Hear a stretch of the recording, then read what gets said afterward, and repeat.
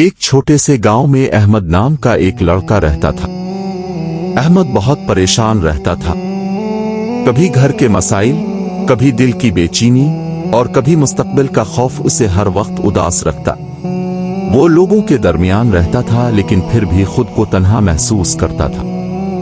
ایک دن وہ شام کے وقت مسجد کے پاس سے گزر رہا تھا۔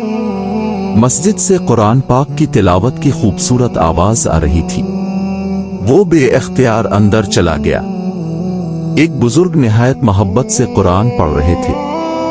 احمد خاموشی سے بیٹھ گیا۔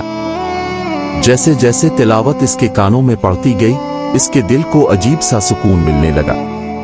نماز کے بعد بزرگ نے احمد کے چہرے کی اداسی دیکھی اور پوچھا، بیٹا کیوں پریشان ہو؟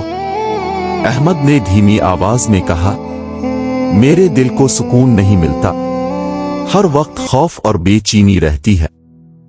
بزرگ مسکرائے اور قرآن پاک اپنے ہاتھ میں لے کر بولے، یہ اللہ کی وہ کتاب ہے جو اندھیروں میں روشنی دیتی ہے۔ قرآن صرف پڑھنے کے لیے نہیں بلکہ زندگی بدلنے کے لیے آیا ہے۔ پھر انہوں نے احمد کو قرآن کی چند خصوصیات بتائیں۔ انہوں نے کہا، قرآن دلوں کو سکون دیتا ہے، گمراہ کو راستہ دکھاتا ہے، انسان کے اخلاق بہتر بناتا ہے اور مایوس انسان کو امید دیتا ہے۔ اس میں ہر مسئلے کا حل موجود ہے۔ احمد نے اسی دن سے روزانہ قرآن پڑھنا شروع کر دیا۔ شروع میں وہ صرف چند آیات پڑھتا، پھر آہستہ آہستہ ترجمہ بھی سمجھنے لگا۔ حیرت انگیز طور پر اس کی زندگی بدلنے لگی۔ اس کے دل کا خوف کم ہونے لگا، غصہ ختم ہونے لگا اور اس کے چہرے پر سکون آ گیا۔ ایک دن احمد کی ماں نے کہا، بیٹا پہلے تم ہر وقت پریشان رہتے تھے لیکن اب تمہارے چہرے پر نور اور سکون نظر آتا ہے۔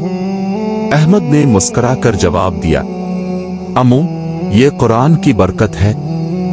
انسان دنیا میں سب کچھ حاصل کر لے لیکن اگر دل میں قرآن نہ ہو تو سکون نہیں ملتا۔ آہستہ آہستہ احمد نے اپنے دوستوں کو بھی قرآن کی طرف بلانا شروع کیا۔ وہ سب کو کہتا، اگر زندگی میں سکون، کامیابی اور خوشی چاہتے ہو تو قرآن سے تعلق مضبوط کرو، کیونکہ قرآن اللہ کی سب سے بڑی نعمت ہے۔ اس دن کے بعد گاؤں کے کئی نوجوان مسجد آنے لگے۔ قرآن کی آواز سے وہ مسجد جو کبھی خالی رہتی تھی اب آباد ہونے لگی۔ سبق: قرآن پاک صرف ایک کتاب نہیں بلکہ مکمل ضابط حیات ہے۔ جو انسان قرآن سے محبت کرتا ہے، اللہ اس کے دل کو سکون، زندگی کو روشنی اور آخرت کو کامیابی